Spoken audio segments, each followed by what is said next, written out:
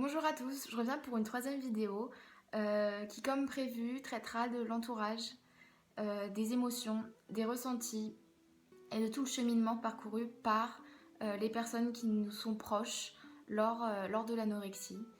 Alors j'ai demandé à ma maman qui a accepté de se livrer, qui a accepté de partager avec vous ses souffrances, ses émotions, tous ses ressentis et tout le parcours qu'elle a fait à mes côtés pour que je m'en sorte, pour que j'ouvre les yeux et j'en serai éternellement reconnaissante. Je pense que c'est quelque chose de très important aussi de connaître le point de vue de l'extérieur, parce que c'est vrai que quand on a la tête dans nos troubles, dans nos problèmes, on voit pas ce qu'il y a autour, on n'y fait pas attention et pourtant autour ils en prennent plein la tête.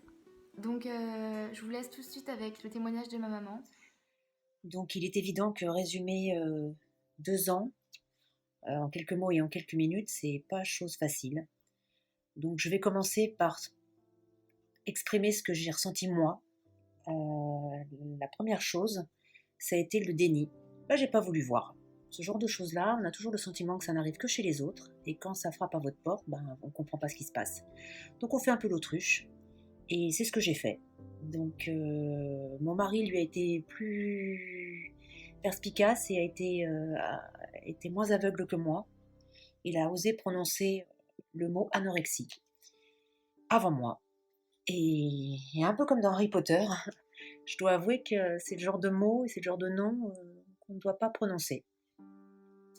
Donc ça a été difficile à admettre déjà ça, qu'elle était anorexique, enfin, qu'elle souffrait d'anorexie, pour reprendre son expression qui est complètement juste.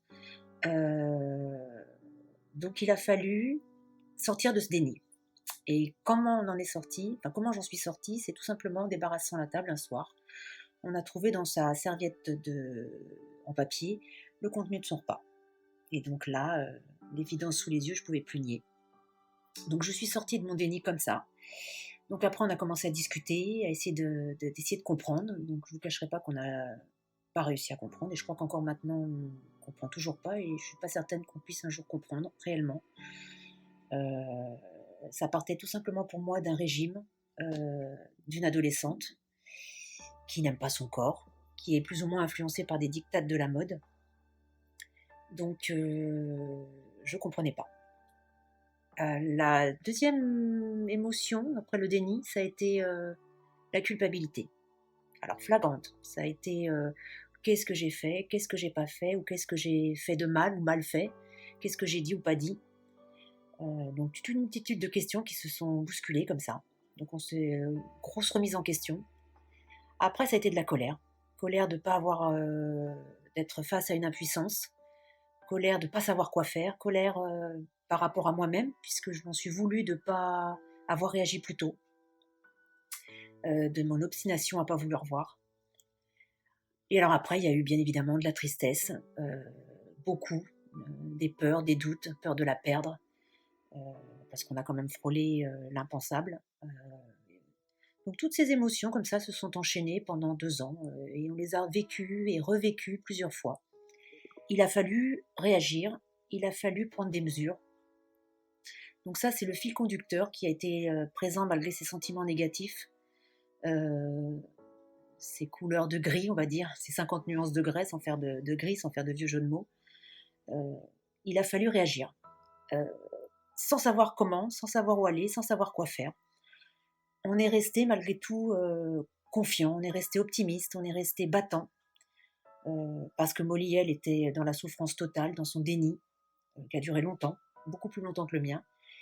Et donc il a fallu mettre des choses en place, il a fallu ouvrir des portes, sans savoir ce qu'on allait découvrir derrière. Il a fallu aller à la rencontre de personnes, de thérapeutes, dont j'ignorais quasiment l'existence.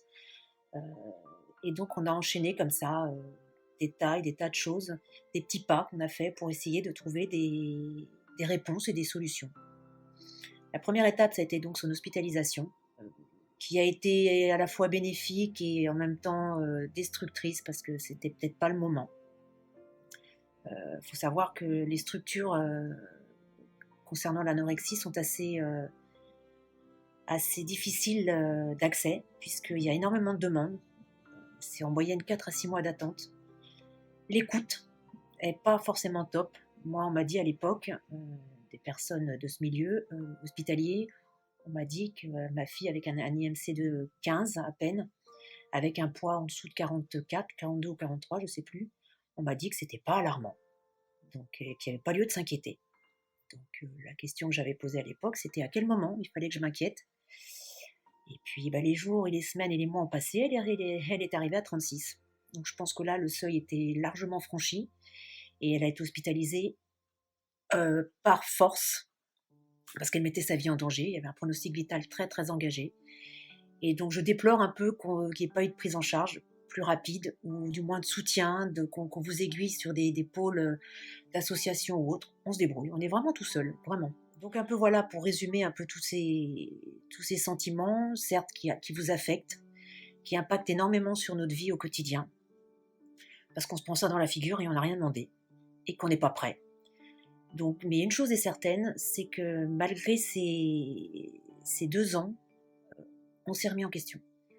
On s'est découvert une énergie, une capacité, une force qu'on ne soupçonnait pas, en tout cas que moi je ne soupçonnais pas. Cette volonté de vouloir avancer, de la booster elle, et de jamais se laisser tomber. Enfin, surtout de jamais la laisser tomber. Donc on l'a portée, on l'a soutenue. En fin de compte, c'est le rôle de la famille. Ça, c'est quelque chose que je tiens à préciser parce qu'il faut être très solidaire, il faut faire preuve de beaucoup de communication. Il ne faut pas oublier que nous, on est 4, j'ai un fils aussi, et que les enfants, les autres, trinquent malgré tout. Donc il ne faut pas les mettre de côté, ce que malheureusement on a fait, parce qu'on a focalisé sur Molly, sur son anorexie, sur tout ce que ça impliquait. Et indirectement et inconsciemment, on a un petit peu mis de côté notre fils, Bastien. Et je pense que là, actuellement, il a 17 ans et je ne vais pas dire qu'il nous le fait payer parce que ce n'est pas du tout volontaire de sa part, ni conscient, bien évidemment. C'est juste que il a l'impression d'être un petit peu laissé pour compte. Il ne faut pas oublier qu'il y a d'autres enfants. Il faut vraiment les inclure dedans. Quand ils sont plus jeunes, il ne faut pas hésiter à leur expliquer. Et il faut quand même les rattacher à ça. Il ne faut pas les mettre de côté. Voilà. Ça, c'était quelque chose d'important parce que c'est ce qu'on a fait et c'est l'erreur qu'on a faite. Le bilan qu'on peut faire de toutes ces 2 années, c'est être parent, c'est accepter de se tromper. C'est accepter de ne pas savoir. C'est accepter de faire ce qui nous semble juste et pas forcément aller vers la facilité. C'est accepter aussi ses limites, ses failles, ses faiblesses. Donc ça, avec nos peurs, avec nos doutes, parce qu'on reste humain malgré tout. Donc tout ça a fait que, pour résumer, l'anorexie, elle a eu un bénéfice, étonnamment, je ne devrais peut-être pas dire ça, mais elle n'a pas été anodine. Elle a eu un bénéfice sur nous tous. Donc on est tous plus ou moins sortis de notre zone de confort. Quand je dis confort, c'est ce qui nous rassure, c'est ce qu'on connaît. Et ça nous a obligés à aller au-delà de ça, à sortir. Il n'y a rien d'écrit. Être parent, c'est pas simple, c'est pas inné, ça s'apprend pas dans un livre. Moi, j'ai pas un petit bouquin sur une étagère qui explique comment réagir face à telle ou telle situation ou telle problématique. Non. Être parent, c'est aussi, et ça c'est très important, accepter de s'excuser auprès de ses enfants. Il n'y a aucune honte, il n'y a rien de dégradant, bien au contraire. Je pense que c'est important pour l'enfant d'entendre le pardon pour sa propre construction. Et moi, j'ai commis énormément d'impairs concernant ma fille parce que je me suis trompée. J'ai accepté que j'étais qu'un être humain et pas super héros, et que je pouvais ne pas savoir, voilà, et que je pouvais me tromper. On a vraiment grandi. On a fait du nettoyage, on a pris conscience vraiment que on se trimballait des trucs, des bagages, moi j'ai appelé ça des bagages, on se trimballait des bagages qu'on a accumulés lors de toutes nos expériences de vie, qu'on a reçus de nos parents, des arrière-grands-parents, etc., des bagages transgénérationnels qu'on a collés. Et moi, en tant que parent, bien évidemment inconsciemment, j'ai collé des bagages sur les épaules en l'occurrence, de Molly. J'ai collé mes peurs, j'ai collé mes doutes face à la vie. Et du coup, elle, accumulé aussi ses propres bagages. Et du coup, on se retrouve avec une bagagerie énorme. Donc j'ai pris conscience de ça et j'ai essayé de faire le nécessaire pour nettoyer mes propres bagages, de couper avec certaines croyances, avec certaines choses que je trouvais, que je jugeais plus efficaces, plus bonnes pour moi. Et après avoir discuté longuement avec Molly, je lui ai bien précisé que ces bagages, il y a des bagages qu'elle avait qui m'appartenaient et que j'étais désolée de lui avoir collé parce que ça l'entravait dans sa vie et ça lui faisait avoir des réactions qui n'étaient pas les siennes, qui ne lui appartenaient pas. Donc j'ai fait de mon mieux pour essayer de récupérer ses bagages et que maintenant elle devait avoir ses propres bagages. Donc ça c'est important. Et ce qui est important aussi, donc voilà, c'est la discussion, c'est le soutien qu'on peut, il faut jamais lâcher, il faut être toujours derrière, faut, même si c'est difficile, même si des fois on a envie de baisser les bras, on a envie de prendre ses propres valises et de se barrer, il faut être présent, il faut soutenir l'enfant, euh, quand bien même on soit impuissant, quand bien même on comprenne pas ce qui se passe, il faut être là.